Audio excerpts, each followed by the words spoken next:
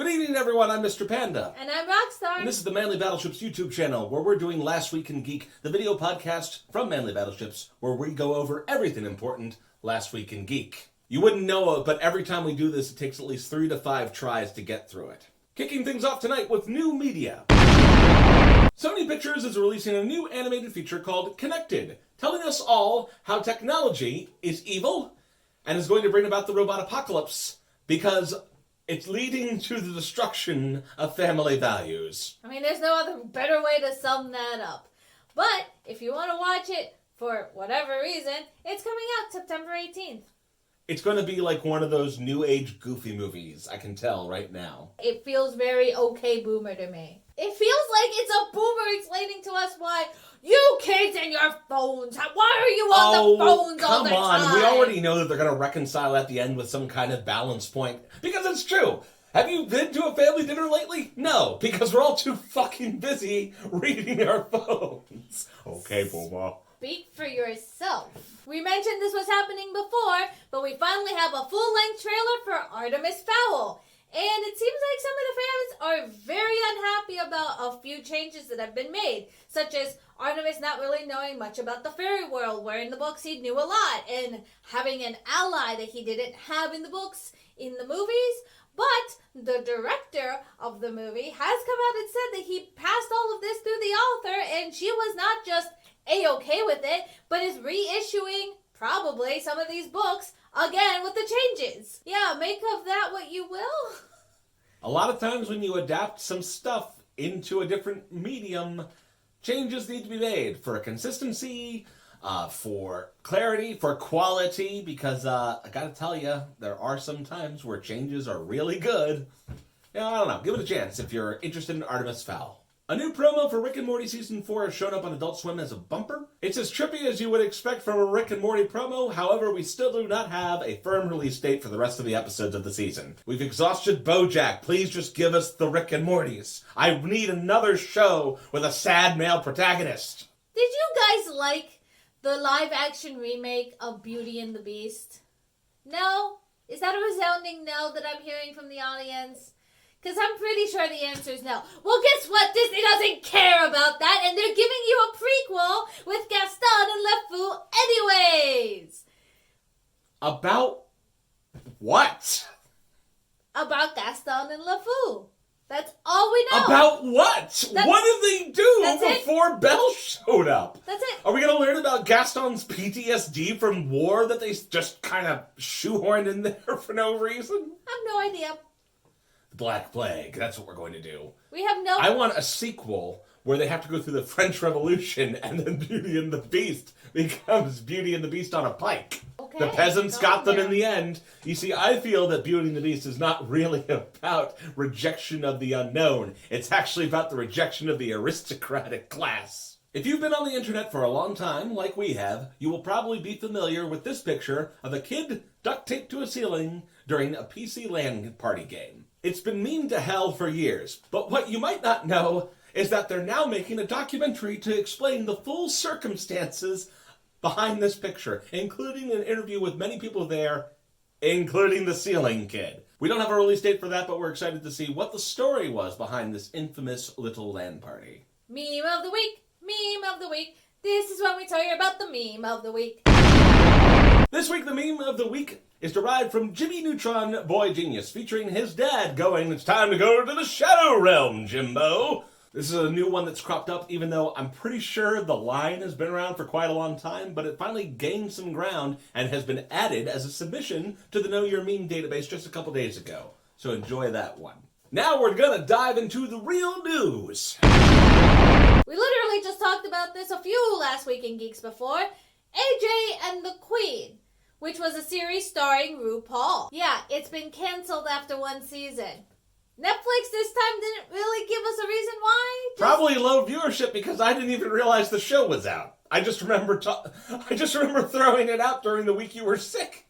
That's all I remember about the show. Yep. Well, it's already canceled. Does the name Zynga ring a bell for you? It should, because they develop very popular apps like Words with Friends, something you've probably played back in the day with your boomer pals. They're in the news this past week due to a new class action lawsuit initiated by 2 users over 2 problems. The first is the inability to guard user data correctly and failing to inform their clients in a timely fashion about a data breach related to hacks on their apps. Now here's where things get a little bit muddy as far as the facts of the case.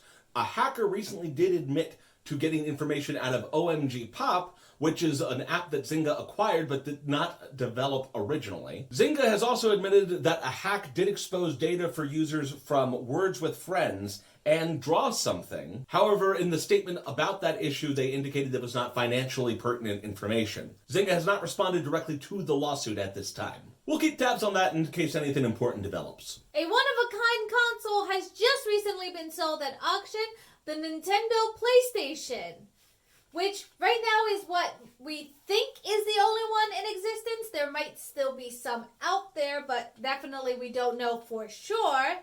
But it sold, forget this, $360,000. Now, supposedly, the old owner of this said that it does work. He, in fact, pulled out the CD-ROM, made sure it actually spins and does all the stuff, but there's no actual games for it. So, you could play probably homeroom games on it, but I kind of want to know if they put in, one of the original, PlayStation issue CDs, if it will work. I have no idea.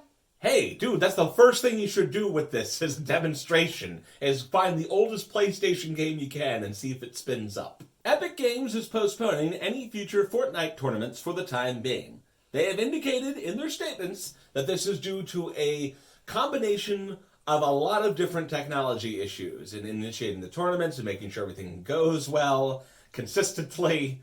They have not, in any way, indicated that it is related to pandemic concerns or COVID-19.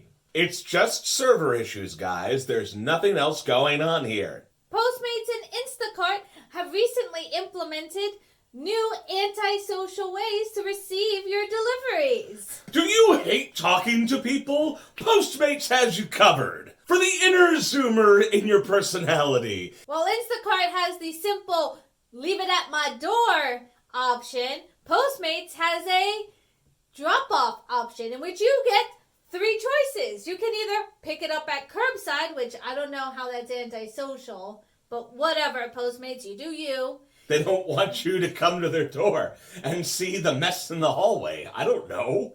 Well, they have the at-door method, which you just leave it out there and then you pick it up whenever you want.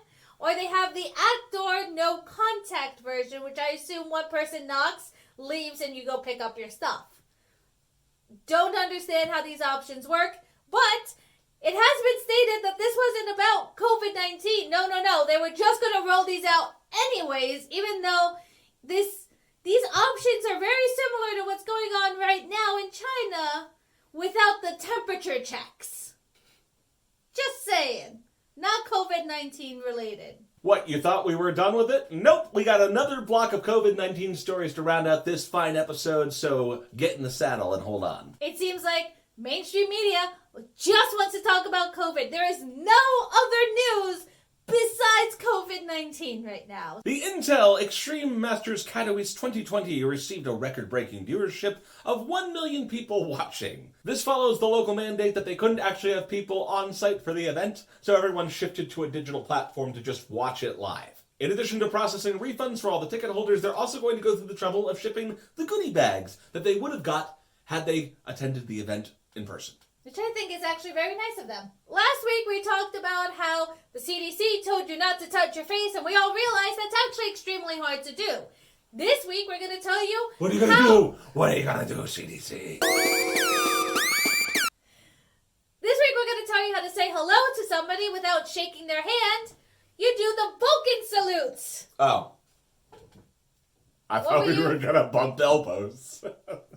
No, you're not allowed to touch me. Period. Ew. Coronavirus. All over you. But I can't do it. I can't do But the it's so easy. I can do it with both hands. I can do it with both hands. I can do it with both hands. Yeah, I don't even need to do that. Like, that's not edited. That's literally me doing it. Stop it. If you were excited for the TurboGrafx 16 Mini, that's too fucking bad. It's getting pushed back to an undetermined date due to COVID-19. So many things are being affected, which is why certain tech companies now are basically having their employers work from home. Which is lovely. Why can't we do that normally? Companies such as Twitter and Microsoft are currently encouraging their employees to stay home and just work from home, do whatever they need to do, while Google still hasn't really joined the hype train of it, but they have started to have their interviewees, people who want to come in and join the company, they're doing all those interviews on Google Hangouts. Literally the worst possible way you could ever hold an interview. Desperate times call for desperate measures. Clearly. Fan conventions are now joining the list of events that are being affected by the COVID-19 outbreak. Emerald City Comic-Con is the largest fan event to be affected by it so far. With nearly 100,000 attendees in 2019, they have announced that they are not having it. At least not right now. It's officially being pushed back till later in the summer, and let's hope that it doesn't conflict with anything important in the summer. This comes after a lot of public outcry for them to actually cancel the event due to the fact that it's so close to the hotspot of an outbreak in Washington state. And let's just say a lot of vendors had basically been pulling out of the show over concerns about the virus. If you were someone who was going to go to the event, keep in mind that refunds are being processed, but it could take up to 30 days just because of the sheer volume of people who are now not going to the event that was going to happen next week. South by Southwest is now being canceled. Outright. Not because South by Southwest heads wanted it. No, because the mayor of Austin placed the city under a state of emergency. Currently, South by Southwest is trying to figure out how to deal with the crisis. They actually have no idea how they're going to refund or what they're going to do at this point. So they're pretty much scrambling for a backup plan.